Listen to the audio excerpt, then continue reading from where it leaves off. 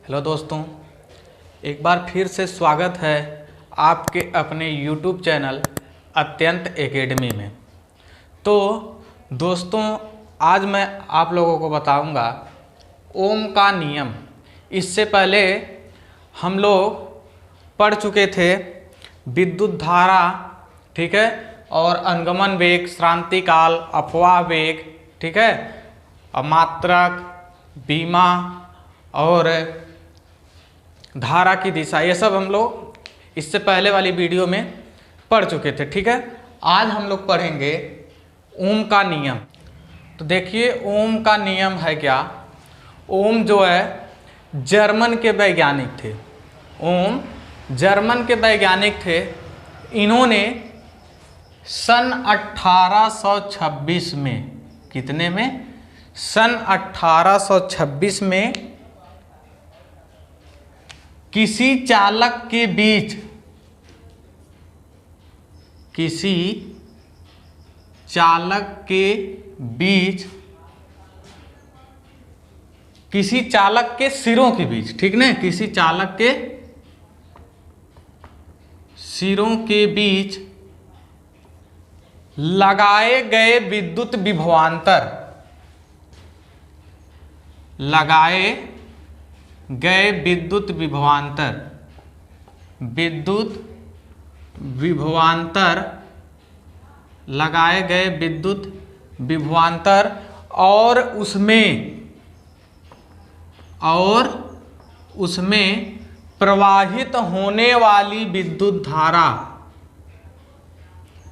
प्रवाहित होने वाली विद्युत धारा, विद्युत धारा के संबंध में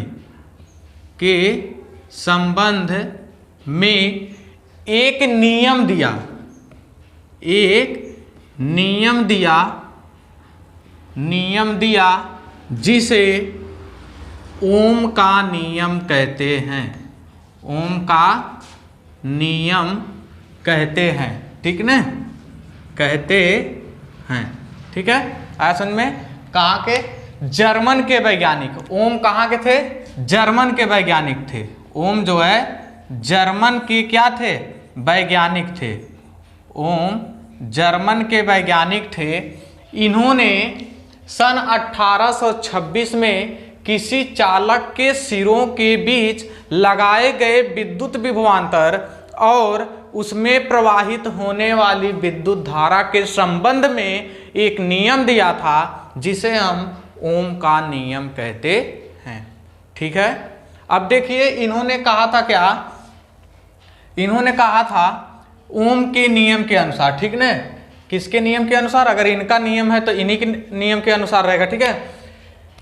यही कहे थे कि यदि किसी चालक की भौतिक अवस्था, ठीक ना, यदि किसी चालक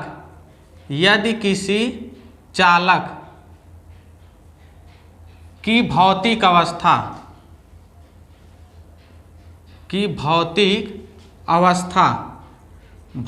अवस्था जैसे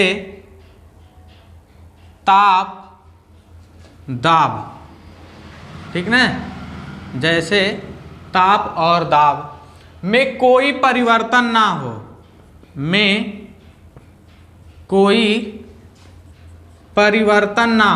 कोई परिवर्तन ना हो, तो चालक के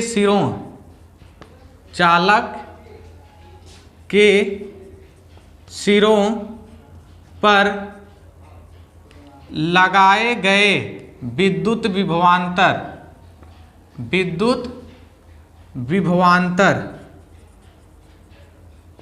विभवांतर और उसमें प्रवाहित होने वाली विद्युत धारा, और उसमें प्रवाहित होने वाली विद्युत धारा,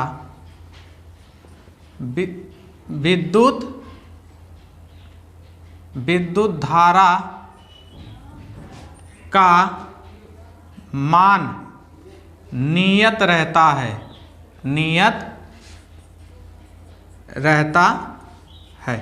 ठीक ना, यही कहे थे क्या कि यदि किसी चालक की भौतिक अवस्था जैसे ताप और दाब में कोई परिवर्तन ना हो तो चालक के सिरों पर लगाए गए विद्युत विभवांतर और उसमें प्रवाहित होने वाली विद्युत धारा का मान क्या रहता है, नियत रहता है। जैसे V प्रोपोर्शनल टू I, ठीक ना, V प्रोपोर्शनल टू I, तो V ये प्रोपोर्शनल हटाएंगे, अनुक्रमानुपाती जो हटाएंगे तो क्या आ जाएगा, बराबर I और एक कांस्टेंट आएगा, नियतांक आएगा जो क्या है, कैपिटल R, और इस कैपिटल R को ही हम क्या कहते हैं, प्रतिरोध। ठीक है, तो R इक्वल टू निकाल देंगे तो कितना आ जाएगा, V बटे में I। ठीक है, R इक्वल टू निकाल देंगे तो कितना आ जाएगा, V बटे में I। बस यही जो है ओम का नियम है। ठीक है, अनुगमन वेग के आधार पर ओम के नियम का सत्यापन। ठीक है, तो अनुगमन वेग के आधार पर ओम के नियम का सत्यापन, तो ये देखिए ये जो है ए और बी हैं, ठीक ना,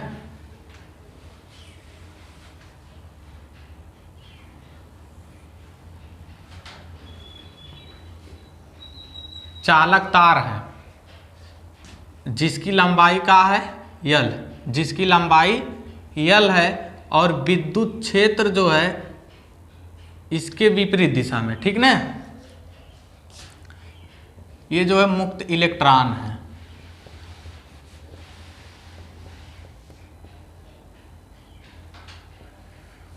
मुक्त इलेक्ट्रॉन है।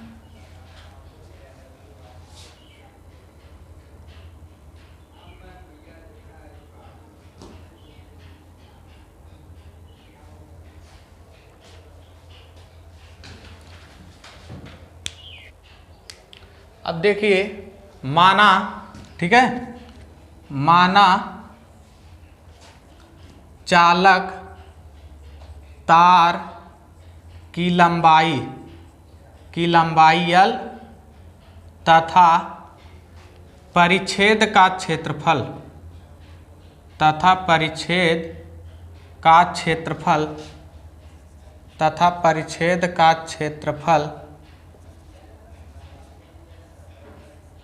A है।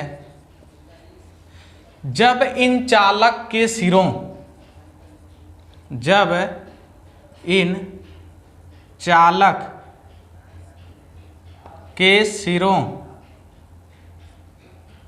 के बीच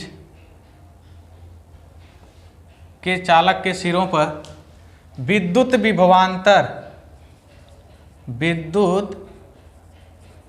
विभवांतर स्थापित कराया जाता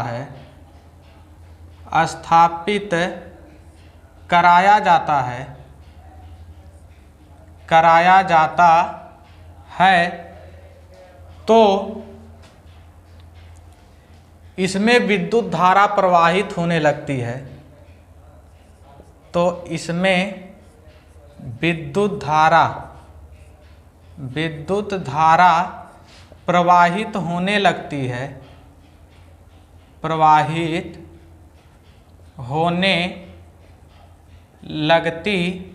है, ठीक ना, अर्थात चालक के प्रति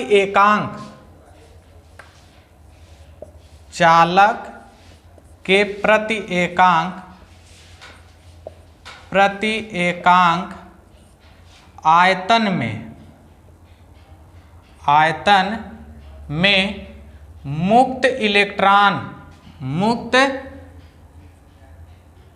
इलेक्ट्रॉनों की संख्या n हो और इलेक्ट्रॉनों का अनुगमन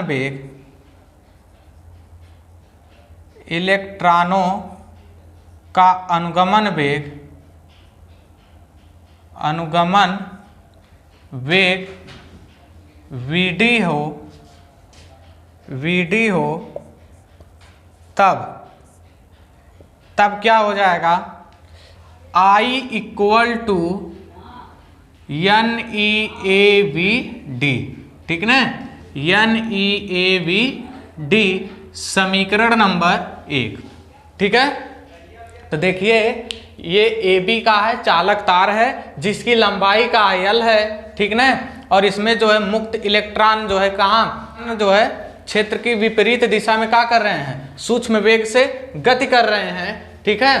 तो हम देखिए लिखेंगे कि माना चालक तार की लंबाई L तथा परिच्छेद का क्षेत्रफल A है, जब इन चालक के सिरों पर विद्युत विभवांतर स्थापित कराया जाता है तो इसमें विद्युत धारा प्रवाहित होने लगती है, अर्थात चालक के प्रति एकांक आयतन में मुक्त इलेक्ट्रॉनों की संख्या n और अनुगमन वेग Vd हो, तब I इक्वल टू कितना हो जाएगा, NeAVd, ठीक है। फिर देखिए यदि चालक के प्रत्येक बिंदु पर,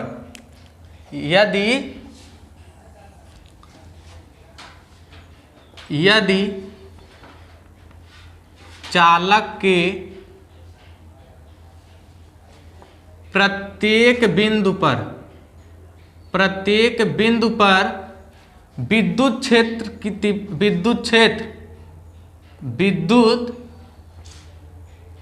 क्षेत्र E हो, ठीक ना, तब विभव प्रवणता से कितना हो जाएगा, E इक्वल टू V बटे में L, ठीक ना। जब चालक तार पर विद्युत क्षेत्र रहेगा, ठीक ना, तो इस विद्युत क्षेत्र के कारण उस पे बल भी तो आरोपित होगा, तब हम लिखेंगे विद्युत क्षेत्र के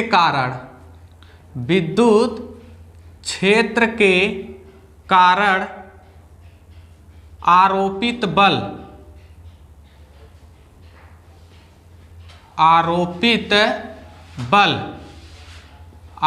बल, ठीक है। आरोपित बल कितना हो जाएगा, F बराबर E और कैपिटल E, ठीक है, समीकरण नंबर 2। अब ये कैसे आया, देखिए विद्युत क्षेत्र की तीव्रता E इक्वल टू F बटे में कितना होता है, Q, ठीक ना, E इक्वल टू F बटे में Q। तो देखिए Q बराबर कितना होता है, NE। अगर यही n का वैल्यू हम कितना ले लें, 1 ले लें, तो Q बराबर कितना हो जाएगा, 1 इंटू E। तो Q बराबर कितना हो जाएगा, E होगा ना, ठीक। तब देखिए इसी की जगह Q की जगह हमने कितना लिया है, E लिया है, तब E इक्वल टू F बटे में कितना हो जाएगा, E। अब क्रॉस मल्टीप्लाई कर देंगे तो F equal to E into कितना हो जाएगा, कैपिटल E, आया ना। तो यही लिखे हैं, ठीक है। इसको आप लोग कहीं पे रफ कार्य में लिख लीजिए, ठीक है। फिर उसके बाद इरेज कर दे रहे हैं, ठीक ना, आप लोग इसका स्क्रीनशॉट ले लीजिए, फिर इसको हम इरेज करके बता रहे हैं, ठीक है ना। ये आया समझ में, यही जो है हम यहाँ लिखे हैं, ठीक है। आप लोग इसे रफ कार्य में लिख लीजिएगा, बाकी ये तो हम लिखे हैं यहाँ पे, इसको मत लिखिए। अब देखिए E का मान समीकरण नंबर किस में, 2 में रख दे रहे हैं। E का मान समीकरण नंबर 2 में रखने पर, अब देखिए समीकरण 2 यही है, कैपिटल E का वैल्यू कितना है, तो F इक्वल टू हो जाएगा E और ये कितना है, V बटे में कितना हो जाएगा, L, ठीक है, EV बटे में L। अब देखिए यदि इलेक्ट्रॉन का द्रव्यमान कितना हो, m, यदि इलेक्ट्रॉन का द्रव्यमान m हो तो इस बल के कारण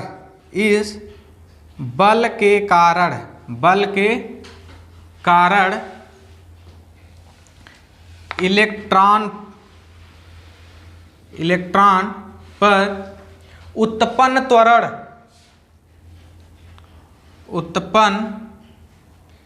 त्वरण न्यूटन के गति विषयक द्वितीय नियम से, न्यूटन के गति विषयक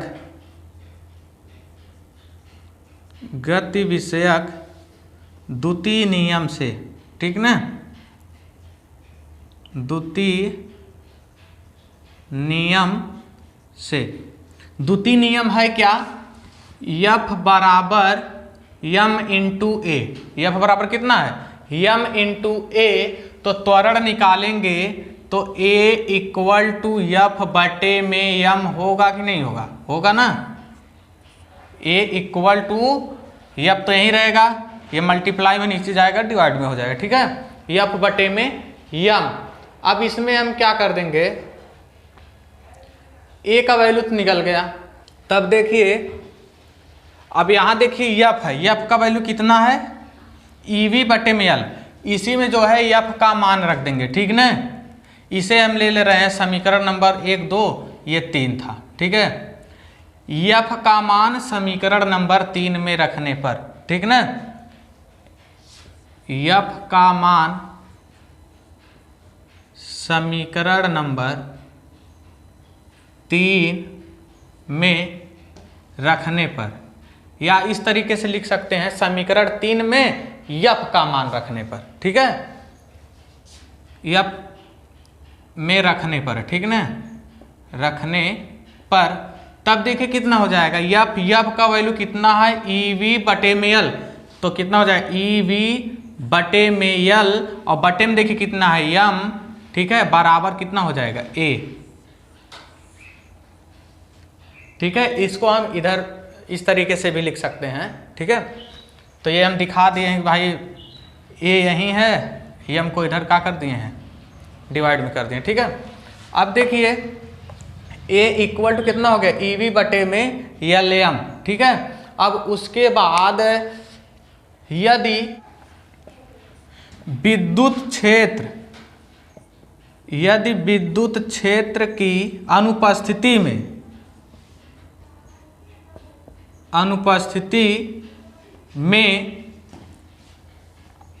इलेक्ट्रॉन का उष्मीय वेग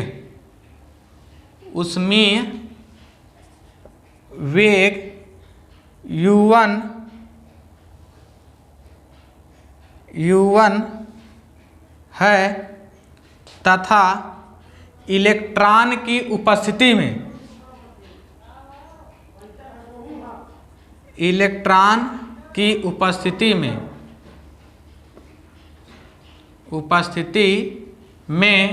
उष्मीय वेग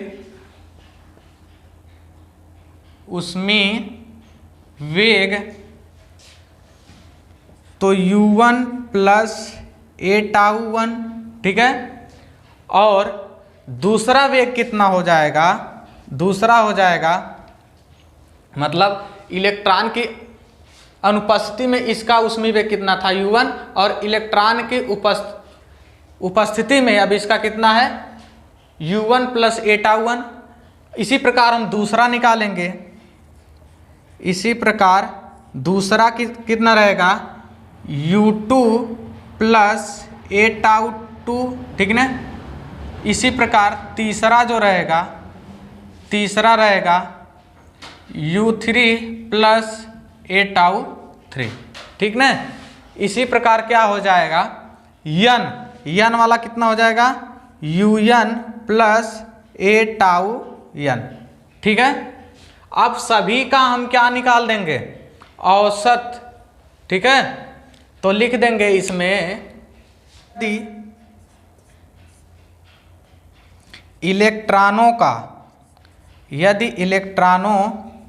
यदि इलेक्ट्रॉनों का अनुगमन वेग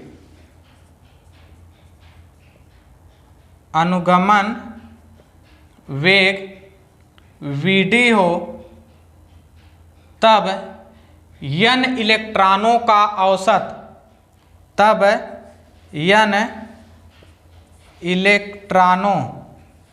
n इलेक्ट्रॉनों का औसत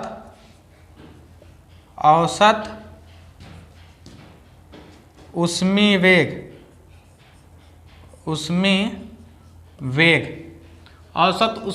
कितना हो जाएगा। इधर मैं जो है इरेज कर रहा हूं, ठीक है। आप लोग इसका स्क्रीनशॉट ले लीजिए। तब देखिए n इलेक्ट्रॉनों का औसत उष्मीय वेग कितना हो जाएगा। इसे हम छोड़ दिए हैं, ठीक है। अभी इसमें मान रखना पड़ेगा। तो ये समीकरण एक वैसे ही हम क्या किए, रहने दिए हैं। अब इसमें देखिए तो Vd इक्वल टू क्या हो जाएगा, इन सभी का औसत उष्मीय वेग निकालेंगे तो कितना हो जाएगा, पहले का u1 प्लस a टाउ1 प्लस u2 प्लस a टाउ2 प्लस u3 प्लस a टाउ3 plus dot un plus a tau n बटे में कितना हो जाएगा n, ठीक है। अब Vd इक्वल टू हो जाएगा u1 u2 u3 और un को क्या कर लेंगे, एक तरफ कर लेंगे। तो u1 plus u2 plus u3 plus dot un बटे में कितना हो जाएगा n, ठीक है। फिर प्लस एक ए देखिए कॉमन है, ए सब जगह, ठीक ना। एक कॉमन ले लेंगे, कितना हो जाएगा टाउ1 प्लस टाउ2 प्लस टाउ3 डॉट टाउ n, ठीक ना। बटे में कितना हो जाएगा n। आया समझ में। तब देखिए अब इलेक्ट्रॉनों का जो औसत उष्मीय वेग होता है वो शून्य होता है, ठीक है। इलेक्ट्रॉनों का औसत उष्मीय वेग क्या होता है, शून्य होता है। इलेक्ट्रॉनों का औसत उष्मीय वेग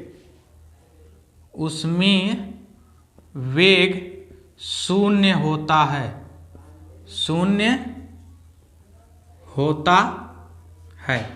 तब देखिए Vd इक्वल टू हो जाएगा, ये पूरा क्या हो जाएगा, जीरो हो जाएगा, ठीक ना। क्योंकि इलेक्ट्रॉनों का औसत उष्मीय वेग क्या होता है, जीरो होता है। तो ये जीरो हो जाएगा प्लस, अब ये देखिए ए है और ये पूरा क्या है, टाउ1 टाउ2 टाउ3 डॉट टाउ n, ये सब है क्या, श्रांतिकाल है। तो इसको हम पूरा क्या मान लेंगे, टाउ, ठीक है, टाउ। तो देखिए तो Vd इक्वल टू क्या हो जाएगा, ए टाउ, ठीक है।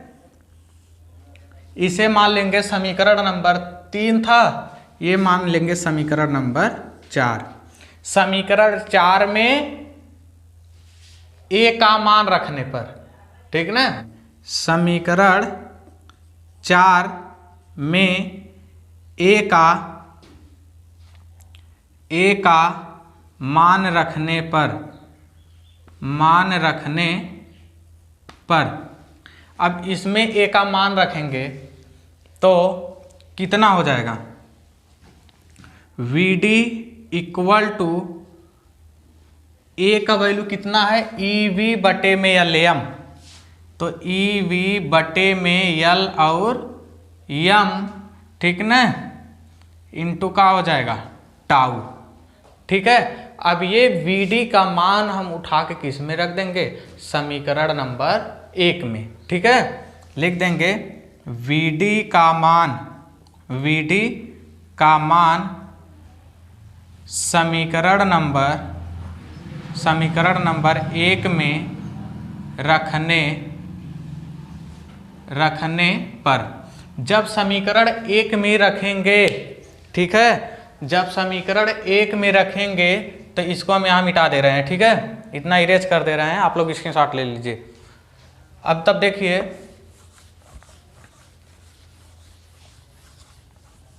कितना हो जाएगा, I इक्वल टू NEA और ये VD के स्थान पे हम कितना लिखेंगे, EV बटे में LM, EV बटे में LM इंटू का हो जाएगा टाउ, ठीक है। अब देखिए तो I equal to N, E का गुणा इसमें हो जाएगा E स्क्वायर, ठीक है, E स्क्वायर AV बटे में कितना हो जाएगा, यहाँ हो जाएगा टाउ और बटे में LM, ठीक है ना। अब इसको क्या करेंगे, इधर ले आएंगे तो ILM equal to NE square AV tau, ठीक है। अब NE स्क्वायर टाउ को क्या कर देंगे, इधर भेज देंगे तो L बटे में, ठीक है, NE स्क्वायर A और टाउ बराबर V यहीं रहेगा, ठीक ना, और बटे में ये I को इधर मल्टीप्लाई में आएगा तो किधर हो जाएगा, डिवाइड में, ठीक है। अब देखिए ये पूरा है क्या, जहां लिख देंगे, जहां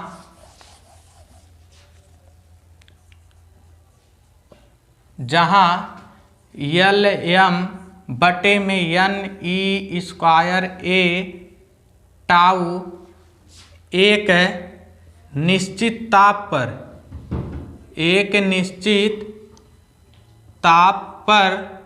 दिए गए तार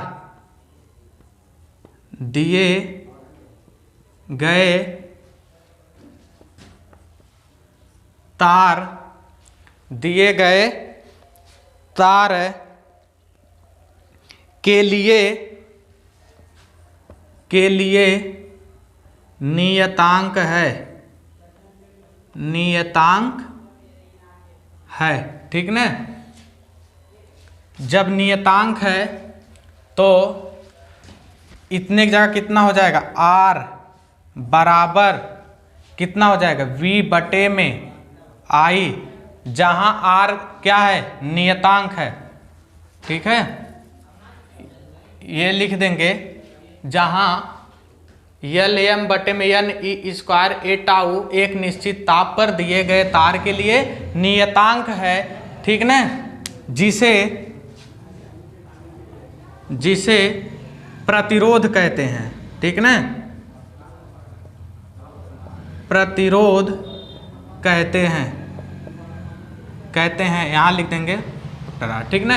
यानी कि जो कैपिटल R है वो है क्या, एक नियतांक है, कांस्टेंट है, और यही हमें प्रूव करना था कि अनुगमन वेग के आधार पर ओम के नियम का सत्यापन, ठीक है, ये प्रूफ हो गया।